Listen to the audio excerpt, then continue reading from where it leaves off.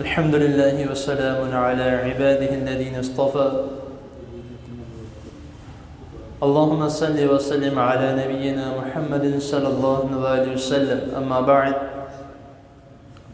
حضرت محترم، اللہ تعالیٰ کی توفیق سے سفر کے آداب و مسائل آپ کے سامنے اختصار کے ساتھ بیان کیے جا رہے ہیں. آج کا جو ہمارا سبق ہے اس میں چند باتیں ایسی ہیں جو کہ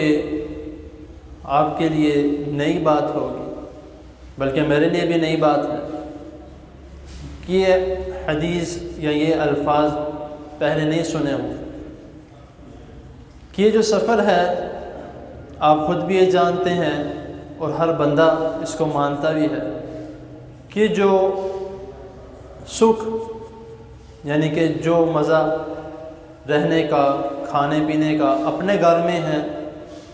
وہ ہم کسی بھی گھر چلے جائیں، مثال کے طور پہ اپنے ننیال والی سائڈ پہ یا ددیال والی سائڈ پہ کسی کے بھی گھر چلے جائیں، بے شک جتنی مرضی فرینکنس ہو، لیکن آپ اس جگہ پہ اس طرح نہیں رہ سکتے جس طرح آپ اپنے گھر میں رہتے ہیں. آپ ان کی کچن میں جا کے فریج کھول کے اپنے لیے کچھ تلاش نہیں کر سکتے،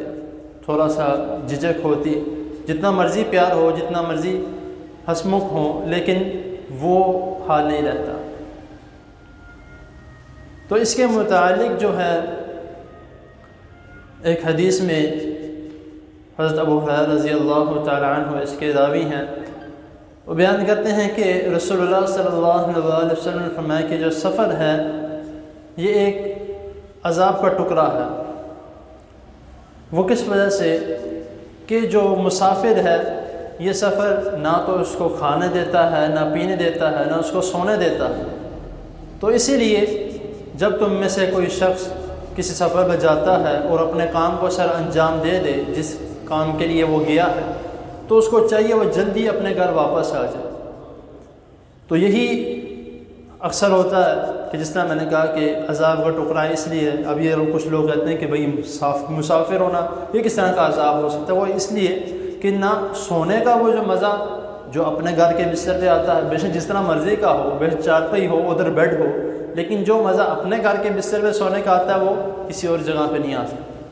جو کھانا اپنے گھر کا کھانے کا مزہ آتا ہے وہ کسی اور کی طرف نہیں آ سکتا. تو یہی جو طریقے کا جو رسول اللہ صلی اللہ علیہ وسلم نے بتایا کہ جب اپنے گھر میں ہوں اور کسی اور جگہ پر جاتے ہیں تو کوشش کرو کہ جلد از جلد وہاں سے واپس آ جائے. ایک شعر ہے کافی پرانا کہ جو سکھ اپنے چوبارے نہ بلخ نہ بخار، یعنی کہ جو سکھ جو آرام اپنے گھر میں آتا ہے، اپنے گھر کی چھت کے نیچے ہے، وہ جتنے مرضی خوبصورت شہر ہو، جتنے مرضی آرام دہ جگہ ہوں، وہاں پر جا کے نہیں آتا.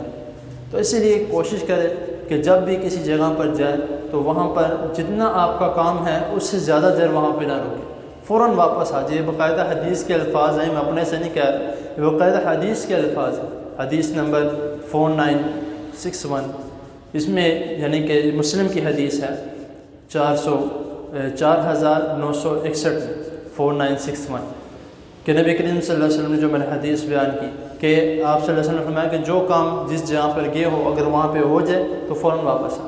تو ہمیں کوشش کرنی چاہیے کہ جلد از جلد جس جگہ پہ بھی ہم گئے وہاں سے واپس آئیں، اپنے گھر میں آرام کریں، اپنے گھر میں جو کھانا پینا ہے سب کچھ کریں. اللہ تعالیٰ کی حضور دعا ہے اللہ تعالیٰ ہمیں جو سنا ہے اس کو سمجھنے کے، اس پر عمل کرنے کی توفیق عطا فرمائے. جزاک اللہ.